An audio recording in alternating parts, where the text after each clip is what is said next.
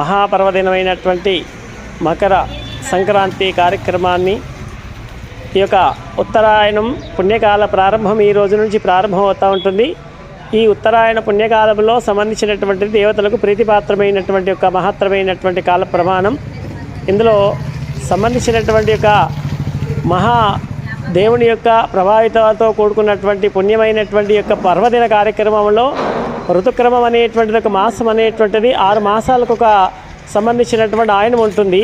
అలాగే ఇంత ఉన్నటువంటి యొక్క దక్షిణాయన ప్రభావితం అనేటువంటి సంపూర్ణం చేసుకొని ఇప్పుడు ఉత్తరాయణములోకి మకరం అనేటువంటి సంక్రమణం చేసిన తర్వాత ఆ యొక్క సంబంధించినటువంటి యొక్క ఆయనం చేంజ్ అవుతుందన్నమాట.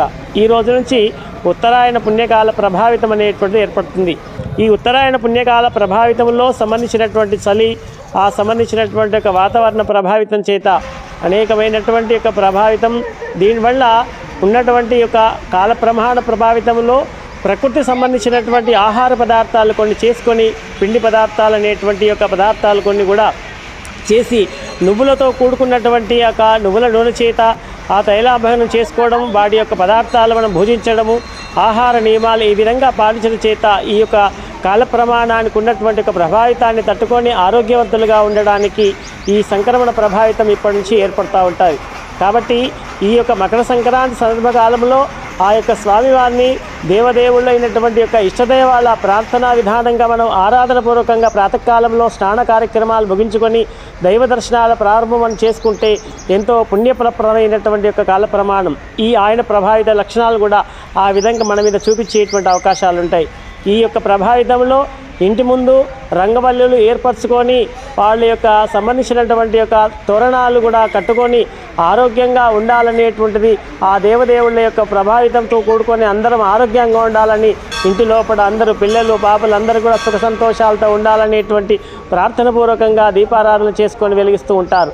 అలాగే రైతులు పాడి పంటలు కూడా సమృద్ధిగా పండేటువంటి ఒక విధానం ఇప్పుడే ఆ యొక్క పంటల ప్రభావితం అంతా కూడా ఇంటిలోకి చేర్చుకొని వారంతా ఆనందంగా సంతోషంగా ఉండి ఆ నూతనమైనటువంటి వచ్చినటువంటి ఒక ధాన్యాన్ని కూడా ఆహారంగా చేసుకొని దాన్ని పొంగల్గా తయారు చేసి స్వామివారికి నివేదన చేసి భక్తిపూర్వకంగా ఈ ప్రసాదాన్ని స్వీకరించి వాళ్ళు ఎంతో ఆనందాన్ని పొందుకునేటువంటి యొక్క మహత్తరమైనటువంటి ఈ యొక్క పర్వదిన కార్యక్రమమైనటువంటి మకర సంక్రాంతి కార్యక్రమం.